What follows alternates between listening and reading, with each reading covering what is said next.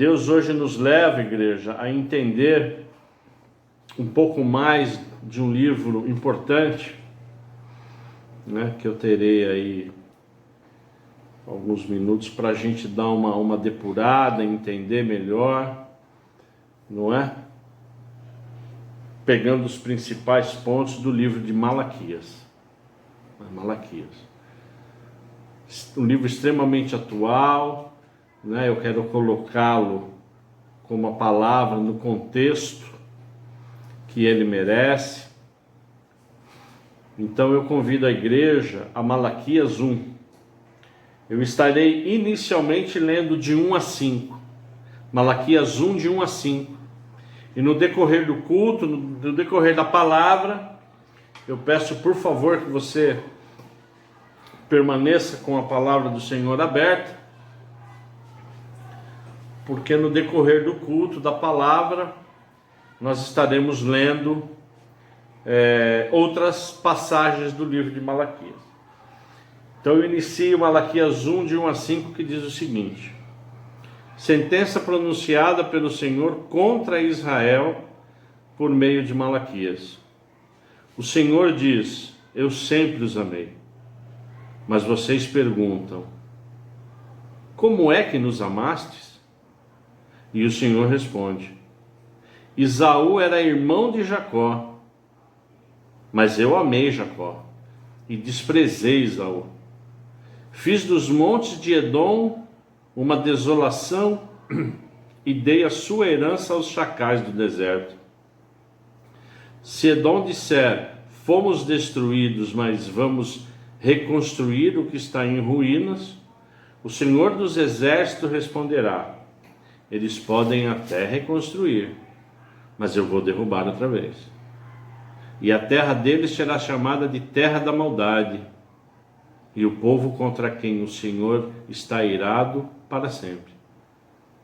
Vocês verão isso com seus próprios olhos e dirão: o Senhor é grande também fora das fronteiras de Israel.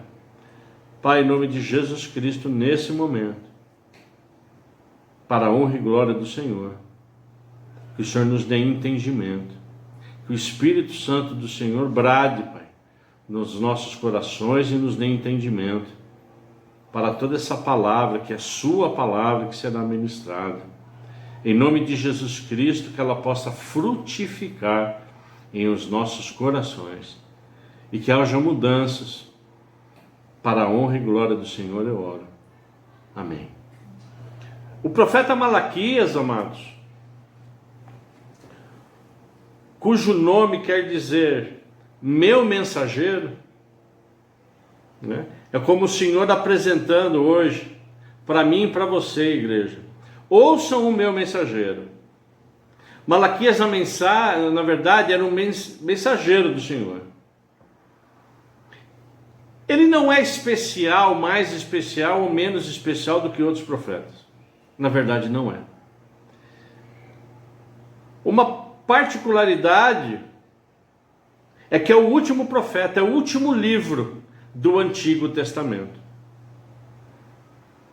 Na verdade, é como se fosse a última chance do povo de Israel, do povo de Deus, e aí eu me coloco, e eu te coloco também nessa mensagem. Porque essa mensagem é para Israel, para o povo de Deus, então é para mim e para você também, não é?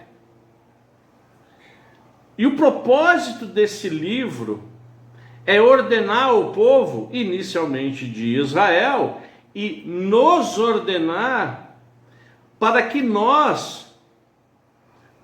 Israel voltasse ao Senhor, e para que nós, na verdade, hoje, sejamos meditados pelo Espírito Santo, para ver se há alguma coisa para ser consertada, porque sempre há.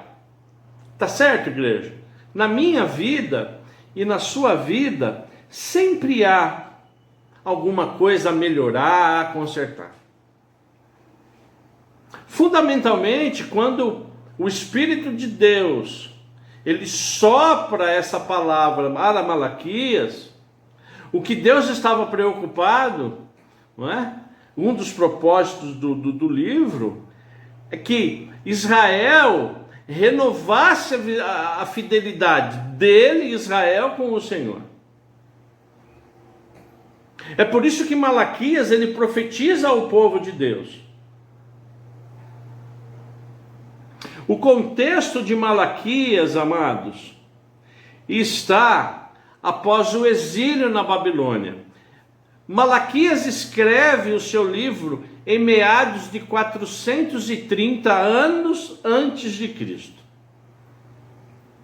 Mais ou menos 430 anos antes do nascimento de Jesus. 140 anos antes de Malaquias escrever a sua profecia, Nabucodonosor havia o quê? Invadido Israel, invadido Judá, invadido a Judéia, e ele conquista Judá.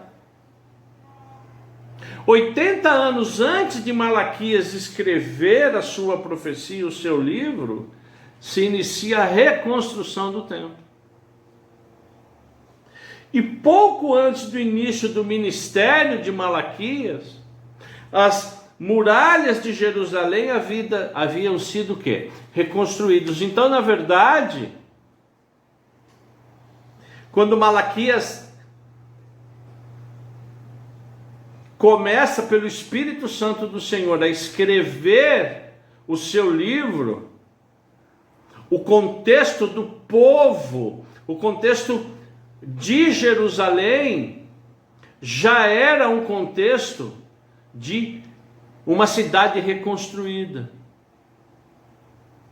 o templo reconstruído, a cidade reconstruída, os muros reconstruídos. O povo havia ficado no exílio mais de 80 anos. Porém, amados, embora tudo isso já havia acontecido, o povo de Deus se encontrava num estado de apatia espiritual. Eu vou falar isso algumas vezes, essa palavra é para o povo de Deus, é para mim e para você. Mesmo depois do exílio, mesmo depois de Deus promover a reconstrução, o povo estava o quê? Apático. Porque havia na vida deles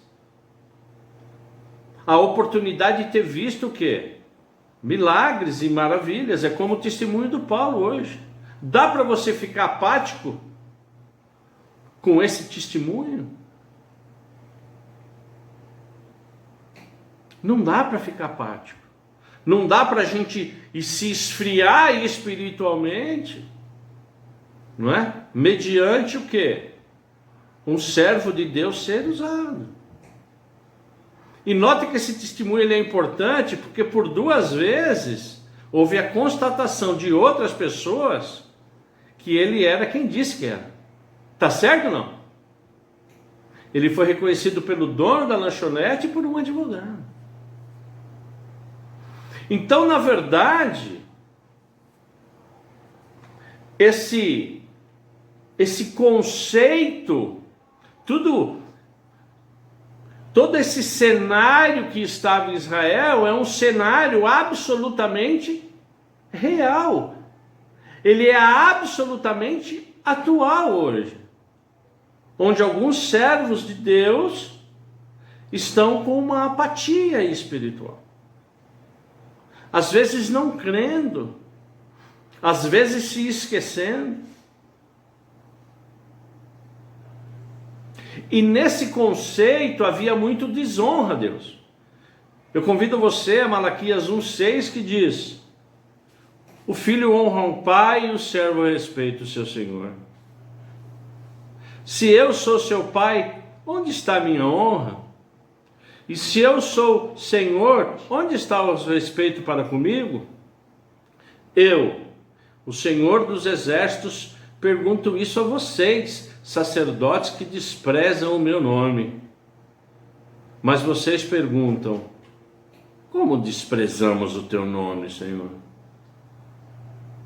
Note que ele começa, que ele inicia todo o recado para o povo de Deus com quem? Para quem? Para os sacerdotes.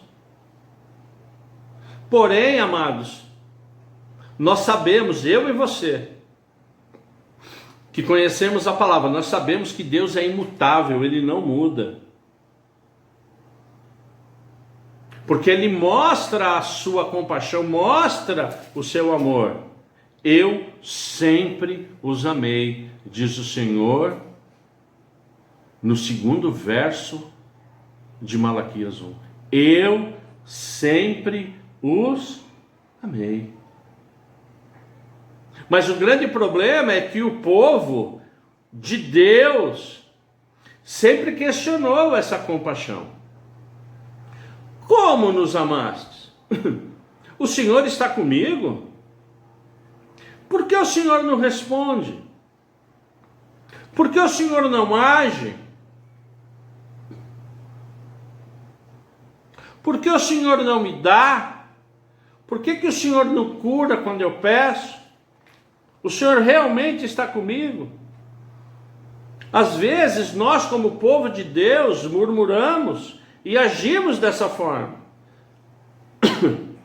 E que em nome de Jesus o Espírito Santo vem hoje para quê? Para que a gente tome a atenção, que a gente redobre a nossa atenção. Porque a nossa palavra, amados, ela tem poder, o nosso pensamento também tem poder. E Deus, Ele responde, lá em Malaquias 1:2, Esaú era irmão de Jacó, mas eu amei Jacó e desprezei Esaú.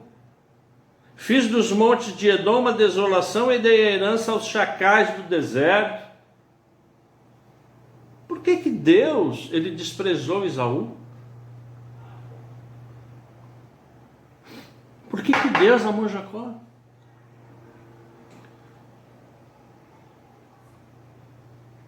Eles eram filhos de quem? De Isaac. E Esaú vendeu a sua primogenitura. Ele era o primogênito, o primeiro das bênçãos. A descendência ordenada das bênçãos a partir do seu quê? Primogênito. Não que os outros não tenham importância, mas a primogenitura é importante. Ele não valorizou isso. Ele vendeu a troco de quê, amados? Você sabe, ele trocou a sua progenitura através do quê? De um prato de comida, de um guisado.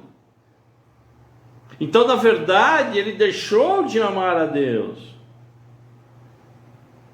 Ele preferiu o caminho do quê? Das trevas, como se aquilo não tivesse importância. E Deus abomina o quê? Esse tipo de comportamento. É por isso que eu e você, nós temos que prestar atenção. Porque há e haverá o julgamento, como houve, e como aqui, ele é claro. Deus julgando o quê? A descendência de Esaú. Onde essa descendência foi tomada por quê? Desolação, deserto e destruição. Porque um dos atributos mais importantes de Deus para comigo e com você, o que é? O amor. É por isso que Deus preza, Ele dá muita importância à forma que eu e você serve a Ele. Porque Deus, Ele se entrega, Ele se entregou de uma forma total, e Ele espera isso de nós também. Ele espera que eu e você o sirva o quê? De uma forma adequada, que a gente dê o melhor para Ele, porque Ele já deu o melhor. Ele nos escolheu, Ele deu o seu Filho. Então, na verdade, Deus espera isso. Ele espera que eu e você ofereçamos a Ele o quê? O melhor. E é nesse contexto que Malaquias vai escrevendo. A partir de Malaquias 1:7, acompanhe comigo. Deus falando: Vocês oferecem pão impuro sobre o meu altar e ainda perguntam: em que te havemos profanado? Nisso de pensarem que a mesa do Senhor pode ser desprezada. 8. Quando vocês oferecem em sacrifício um animal cego, será que isso não está errado? E quando trazem um animal coxo ou doente, será que isso não está errado? Ora, experimente oferecer um animal desses ao seu governador. Será que ele se agradará de vocês ou será favorável a vocês, diz o Senhor do Exército? E agora, sacerdotes, no verso 9, supliquem o favor de Deus, para que nos conceda a sua graça, mas com tais ofertas nas mãos, será que ele será favorável a vocês? Diz o Senhor dos Exércitos. Será que o que nós estamos fazendo para Deus realmente está sendo aceitável para Deus? Será que às vezes nós não ofertamos a Deus e eu estou falando de uma forma geral, um tempo, uma oração, um tempo que a gente tem com Deus, que a gente esteja ofertando algo de uma forma religiosa? Isso eu não estou perguntando para você, igreja. Eu estou perguntando primeiro para mim. Deus pergunta isso para mim. E automaticamente nós perguntamos a você. Será que há realmente alguma coisa a ser corrigida? E aqui Deus traça um paralelo. Será que se você der isso para o governador, para o prefeito, não é? Ou para um chefe, ou na sua empresa, ou no seu ganha-pão, será que tudo que você faz para Deus, você faz no seu ganha-pão, na sua empresa? Percebe? No seu trabalho? Então, na verdade, amados, aqui Malaquias, o mensageiro do Senhor, ele continua advertindo não só o povo, como os sacerdotes, aqueles que representam e falam e oram e pedem em nome de quê? De Deus. Confesso a você que a primeira vez que li esses versos,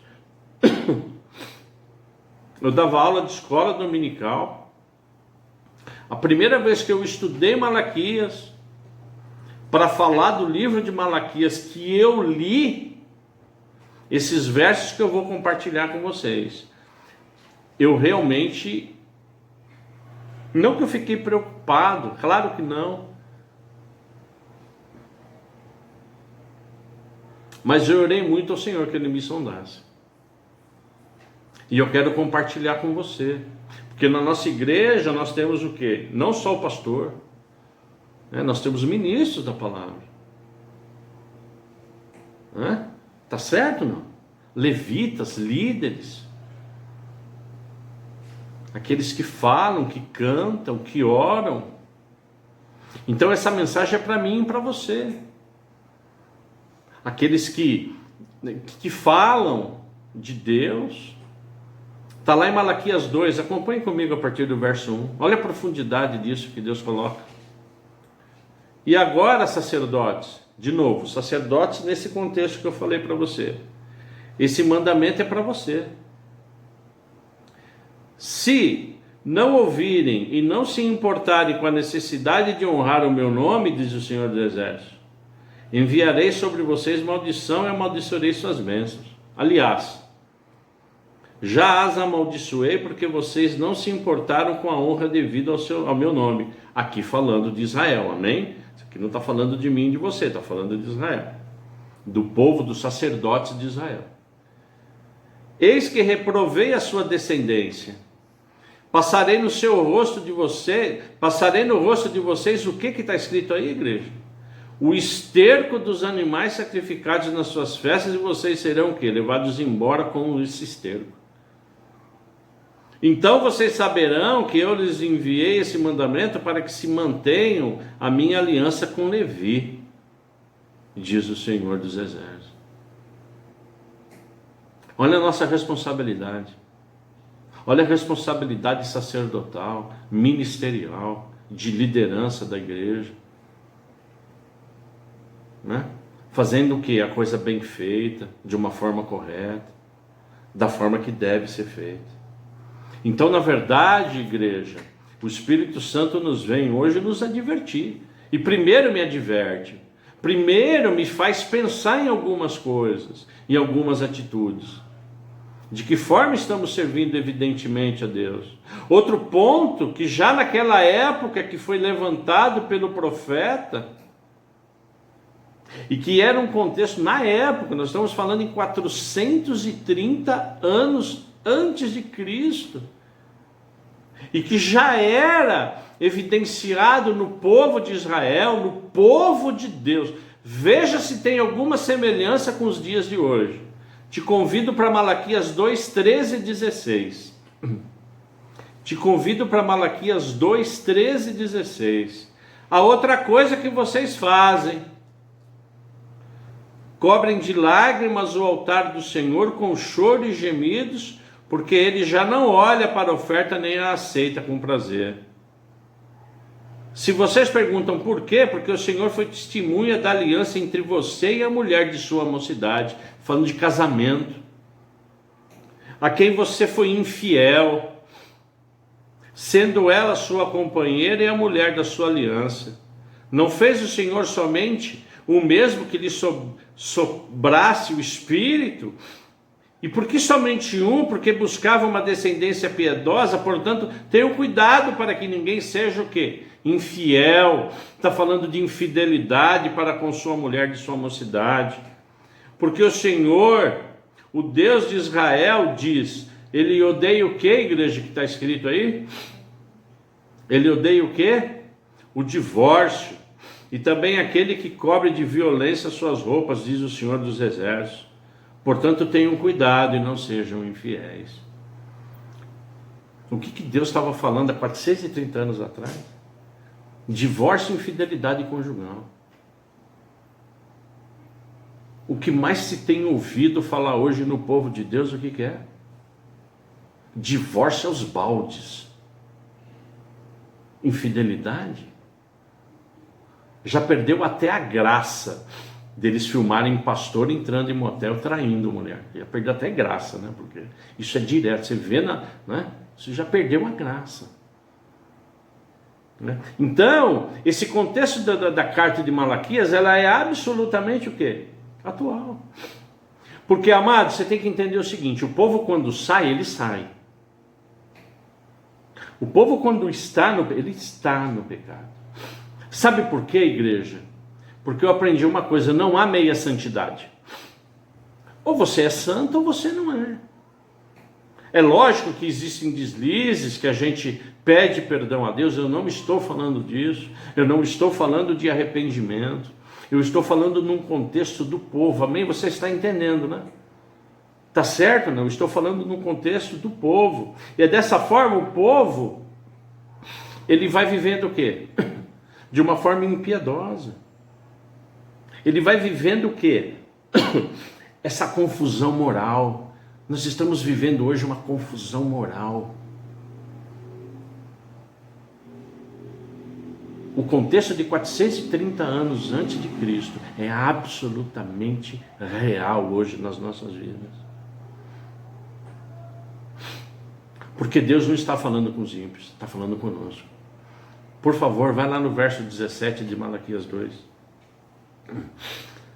Vocês estão cansando o Senhor com as suas palavras e ainda perguntam: em que nós o cansamos? Nisso de dizerem: aqueles que fazem o mal passam por bons aos olhos do Senhor, e é desses que ele se agrada. Ou, onde está o Senhor da justiça? Essa mensagem está para quem? Para o povo de Israel. Mas é para mim e para você hoje. Porque nesse contexto, o povo de Israel, ele estava indo o quê? Para o fundo do poço. Porque para Deus já começar a falar dessa forma, iniciando pelos sacerdotes. Os sacerdotes estavam agindo dessa forma, igreja, que estavam merecendo esterco dos holocaustos na cara dele. Imagine o povo. É o que mais ou menos está acontecendo hoje, porque esses pastores que são pegos, infiéis, agora a gente está falando de pastor, tá certo? Como líderes, como sacerdotes, né? Você imagina as ovelhas, de que forma isso, não é? É amaldiçoado, tem um impacto muito grande. Então, dessa forma, igreja, como Deus é um Deus de misericórdia, Malaquias já está anunciando quem? O Messias, o Cordeiro.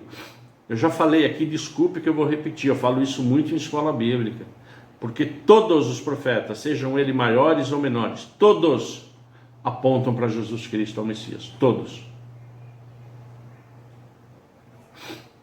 Todos, porque Deus vê o que? O povo de Israel, não só naquele momento. Então, eu convido você a Malaquias 3, 1, 5,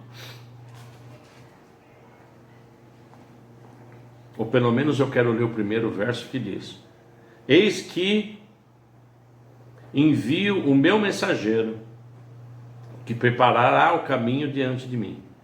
De repente o Senhor a que vos buscam virá ao seu templo, e o mensageiro da aliança quem vocês desejam, eis que eles vêm, diz o Senhor. Está falando de quem aqui, igreja?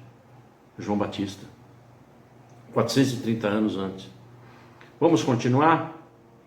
Mas quem poderá suportar o dia de sua vinda? E quem poderá subsistir quando ele aparecer? Porque ele é como o fogo do ourives e como o sabão dos lavandeiros. Ele se assentará como derretedor e purificador de prata. Purificará os filhos de Levi, os refinará como ouro e prata. E eles trarão ao Senhor as ofertas justas. Então a oferta de Judá e de Jerusalém será agradável ao Senhor, como nos dias da antiguidade, como nos primeiros anos. Virei até vocês para juízo. Eu vou repetir: virei até vocês para juízo. Terei pressa para testemunhar contra os feiticeiros, contra os adúlteros, contra os que juram falsidade, contra os que oprimem os trabalhadores, as viúvas, os órfãos, torcem o direito dos estrangeiros e não me temem, diz o Senhor do Exército. A terra clama pelo sangue do inocente. Deus tem pressa. Deus tem pressa no quê? Em fazer justiça, amado. Claro que nós sabemos que um ano para Deus é como se fosse 1000 dias. Mas aqui está claro, o Senhor, o Espírito Santo do Senhor dizendo, 430 anos antes da vinda de Jesus, eu tenho pressa. Eu tenho pressa. Quem virá é o purificador, aquele que purifica o ouro, né? Porque quando ele vai a altos graus, né? Quando ele está no estado líquido, você tira toda a carepa, tudo aquilo que não presta. E é nesse contexto do polvorice e se afastando de Deus, que Deus fala de uma forma dura através do profeta. É nesse contexto que ele fala de roubo. Será que alguém pode me roubar? E ele traça um paralelo com o que, igreja? Com dízimos e ofertas.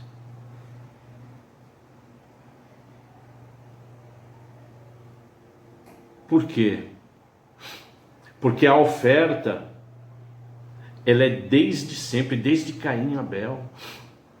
Existe a oferta, existe o compartilhar daquilo que Deus te deu como bênção. Na verdade, Deus quer que a gente compartilhe com Ele o quê? Aquilo que Ele nos dá. Aqui o profeta observa o que, igreja? As bênçãos dos dízimos. Aqui o profeta observa os problemas quando não há o dízimo e a oferta no povo. É por isso que esse texto de Malaquias, ele é muito lido. Não é? Ele é muito lido. Ele é uma base, ele é um clássico de todos aqueles que falam de dízimos e ofertas. Agora vocês estão percebendo, é por isso que Deus me traz essa palavra hoje, o contexto de dízimos e ofertas aqui, ele não está jogado. Percebe? Ele não está a esmo. Deus não está falando que nós estamos roubando ele. Na verdade, Deus já está falando que quando o povo de Israel estava, na verdade, fora, ele fica fora por completo. É no divórcio, não é? É no afastamento. É a parte sacerdotal. E aqui Deus, o Espírito Santo do Senhor, mostrou a Malaquias os principais pontos. Que eu convido você, Malaquias 3, a partir do verso 6. Olha que coisa maravilhosa. Porque eu, Senhor, não mudo. Por isso vocês, filhos de Jacó, não foram destruídos. Desde os dias dos seus pais, vocês se afastaram dos meus estatutos e não guardaram. Volte para mim. Olha que Deus está falando lá. Volte para mim. E eu voltarei para vocês, diz o Senhor dos Exércitos. Mas vocês perguntam, como havemos de voltar? Será que alguém pode roubar a Deus? Percebe o contexto? Será que alguém pode roubar a Deus? Mas vocês estão me roubando e ainda perguntam, em que te roubamos? Nos dízimos e nas ofertas. Com maldição vocês são amaldiçoados, porque estão me roubando. Vocês, a nação toda, tragam todos os dízimos à casa do tesouro, para que haja o que, igreja? Mantimento na minha casa. Ponham-se à prova nisso, diz o Senhor dos Exércitos, se eu não lhe abrir a janela do céu e não derramar sobre vocês bênçãos sem medidas. E por causa de vocês eu repreendei o devorador, para que não consuma os produtos da terra, e não deixarei que as suas videiras dos campos fiquem sem frutos, diz o Senhor dos Exércitos. Todas as nações dirão que vocês são felizes, porque vocês serão uma terra de delícias, diz o Senhor dos Exércitos. Vocês estão entendendo? Aqui na época, o mundo era um mundo agrícola. Os dízimos e ofertas eram do quê? Da vide, do campo, de tudo aquilo que era produzido, para que houvesse o quê? Suprimento na casa do Senhor, da viúva, daqueles necessitados. Então, na verdade, quando Deus fala que Ele não muda, Ele não muda. E Deus é forte, não é? Deus, Ele se apresenta de uma forma forte. Pô, vocês estão me roubando? Tipo assim, você sabe. Agora, você está duvidando? Me põe à prova.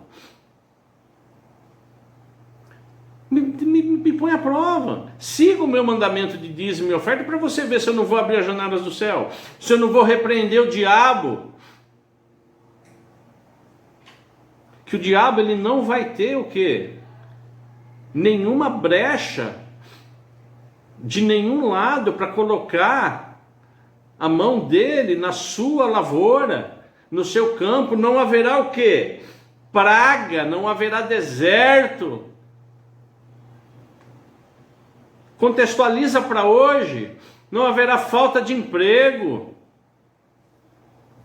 bênçãos sem medidas. Deus abre a janela onde Ele quer, abre a porta onde Ele quer abrir. Vai contextualizando isso para nós hoje. Percebem? Então, esse contexto de dízimos e ofertas que é colocado, e que está correto a gente falar de Malaquias, ele é muito mais profundo do que simplesmente dar o dinheiro na igreja. Ele é muito mais profundo, porque ele fala de bênção e maldição. Ele falou, você está entendendo o que é? Você está entendendo? Não? Ah, você não está entendendo? Tá bom, então me prova, me põe à prova. Não é? Então, Deus, através do profeta Malaquias, amados, ele vai fazendo isso por quê? Porque Deus está se aproximando da última mensagem antes da chegada de Jesus Cristo. Percebe? Então essa mensagem é como se fosse a última mensagem, e foi a última mensagem antes de Messias chegar. É por isso que lá no 4:1 ele fala do quê? Me acompanhe.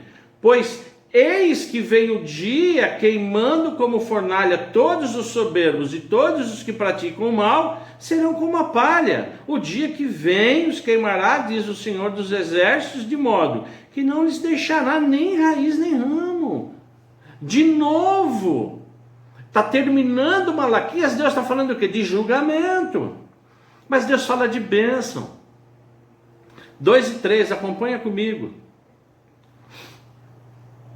Mas para vocês que temem o meu nome, repete comigo, mas para vocês que temem o meu nome, nascerá o sol da justiça, trazendo o que, igreja? Salvação nas suas asas. Vocês sairão e saltarão como bezerros soltos da estribaria. Vocês pisarão os ímpios, pois eles se farão cinzas debaixo da planta dos seus pés, naquele dia que preparei, diz o Senhor. Amém? Ninguém do mundo pode nos amaldiçoar. Ninguém do mundo pode nos ferir. Ninguém, nenhum ímpio. Amém, igreja? Se nós o quê? Temermos a Deus, se nós estivermos efetivamente nos caminhos do Senhor. Essa mensagem de Deus para o povo, 430 anos antes da chegada da primeira vinda de Jesus Cristo. Após o profeta Malaquias, igreja, após esse último livro que Deus escreveu, que Deus enviou seu Espírito para Malaquias, houve silêncio de Deus. Deus se silenciou. É o período que chama intertestamentário. É um período entre os dois testamentos, o Antigo Testamento e o Novo Testamento. É um período chamado os anos de silêncio. Os anos que Deus se calou. Porque Deus se cala. E foi exatamente assim. Deus se calou.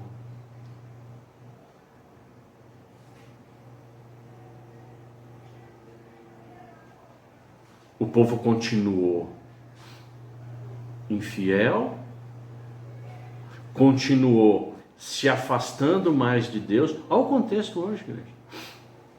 Olha o contexto hoje.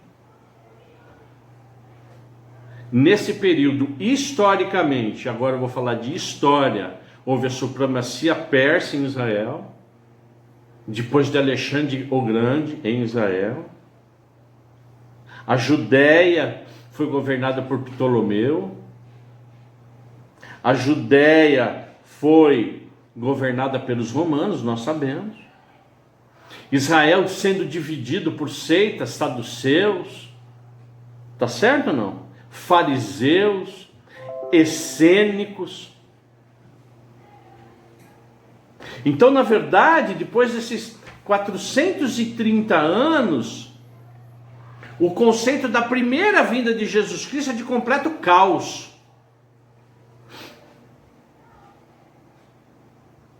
É por isso que Jesus Cristo veio no período que ele teve que vir, de absoluto caos. O povo de Deus, caos. Se Jesus Cristo na verdade tivesse demorado um pouco mais, não haveria mais para quem ele pregasse. Porque havia um povo ainda de Israel, e há um até hoje, que acredita na palavra, que não se desviou do Senhor. Mas a pergunta é, Jesus Cristo quando vem, ele nos dá e deu naquela época a oportunidade de quê? De redenção. A primeira vinda de Jesus Cristo dá ao povo a oportunidade de redenção. Uns creram e receberam, outros nem tanto, outros não quiseram nem ouvir. Dessa forma, a iniquidade a cada dia foi se esfriando a cada dia, mesmo depois que veio Jesus Cristo, não é? Mesmo depois que houve a implantação da igreja, depois de, historicamente, né, de todas as perseguições, houve um crescimento do cristianismo. Hoje o que está acontecendo? Qual o conceito hoje? O que a gente está vendo no mundo? descrença em cima de descrença, todos os sinais evidentes. A esfera política mundial totalmente corrompida. Economia mundial. Olha o que está acontecendo com a economia mundial. A China logo logo vai dominar o mundo. China economicamente dominando o mundo é sinônimo de quê, igreja? Se lá qualquer igreja que fica em pé, eles estão derrubando, eles queimam, você não pode falar da palavra. Vocês viram o presidente dos Estados Unidos, a primeira coisa que ele assinou foi o quê? A legalidade do aborto, é isso? Primeira. Ele é socialista. Ele vai abrir a América para quê? Para a China. Isso é um contexto de quê? Ausência de Deus. Igrejas e mais igrejas nos Estados Unidos sendo fechadas. Grandes templos. Então, dá uma olhada no contexto hoje atual. A Inglaterra de John Wesley e seus irmãos, avivamento. Igrejas sendo transformadas em pubs. A Europa absolutamente fria, sendo enraizadas por grupos o quê? Muçulmanos, grupos socialistas. A Rússia, a China, a Índia dando subsídio a tudo isso. Olha o contexto mundial. Para um pouco para pensar. E tudo isso reflete aonde, igreja? Nos sinais da volta de Cristo. A primeira vez tinha o quê? Caos. Agora está tendo o quê? Caos. Só que Cristo agora, ele não vem para ser o Redentor, ele vem para julgar. Então o contexto hoje atual do mundo é um contexto sério. Está se desenhando. É por isso que eu insisto que a gente ore pelo nosso país, que a gente ore pelo nosso estado. Vocês estão vendo Dória, o que ele está fazendo, deliberadamente aumentando impostos. Vocês estão vendo. Eu não preciso falar isso, vocês estão vendo, vocês estão acompanhando. Então, está na hora da igreja se levantar mais, orar mais, clamar mais, pedir mais, conhecer mais, falar mais. Pô, pastor, mas nossa igreja é pequena. A oração de um justo vale mais do que... Você sabe. Nós somos justos, justificados, temos testemunhos todos os domingos, como o de hoje. Somos usados por Deus.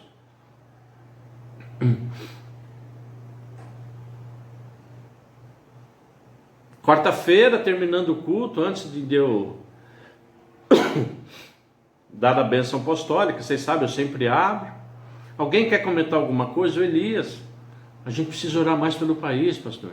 A gente precisa orar mais pelos governantes. A gente precisa orar mais pelas lideranças, amém.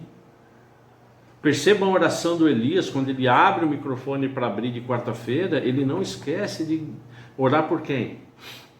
Pelo presidente, pelos governadores. Então, nós como igreja, nós temos que entender o que está ao nosso lado. Nós temos que ficar atentos, nos blindar. Nós temos que sondar, nós temos que orar, jejuar. Importante o jejum, porque o cerco vai se fechando.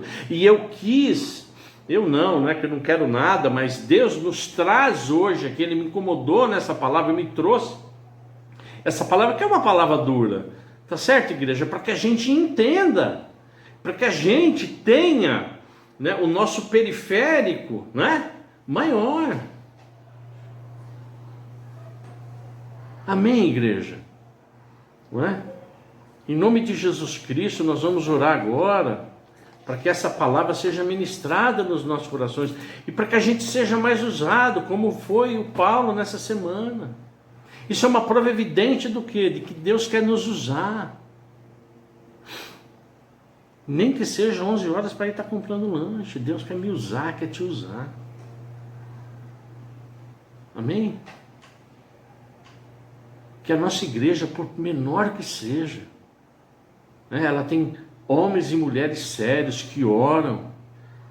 Amém, igreja? E que às vezes vem essa palavra para a gente o quê? Para a gente tomar mais atenção, para a gente orar por todos aqueles que não conhecem ainda Deus, parentes, amigos, irmãos. Amém, igreja? É por isso também. Para que esse exército do Senhor, ele cresça a cada dia. Eu não estou falando isso para ensinar essa igreja, não é nada disso. Mas para que o reino fique mais fortalecido, com homens que oram, mulheres que ajoelham, mulheres que jejuam. Amém, igreja? Eu quero orar agora, por favor, vamos orar, né? Curve, né? Se curve ao Senhor, vamos orar. Pai, em nome de Jesus, é um privilégio. É um privilégio, Espírito Santo, Senhor, vir com essa palavra hoje. Uma palavra de incentivo, uma palavra dura, mas uma palavra real. Eu oro em nome de Jesus Cristo para que os nossos olhos eles se abram cada vez mais para toda a situação que nós estamos vivendo, não só na igreja, mas a situação política, econômica, em nome de Jesus, para que a gente tenha realmente uma visão ampla, Pai, tudo para honrar e glorificar o Seu nome, mas que a gente nunca se esqueça que nós somos o povo de Deus escolhido, sacerdote real, nós somos embaixadores de Cristo. Em nome de Jesus eu te agradeço, Pai, que essa palavra seja ecoada, que ela seja compartilhada, que outras pessoas da nossa igreja também vejam. Eu oro em nome de Jesus para que todos aqueles que infelizmente não puderam estar aqui conosco, tenham alguma dificuldade, que eles ouçam, que eles participem, Pai. Participem das orações, participam dos clamores. Que o Senhor tenha misericórdia das nossas vidas, que o Senhor fale conosco. Em nome de Jesus Cristo eu oro. Em nome de Jesus Cristo eu agradeço. Amém.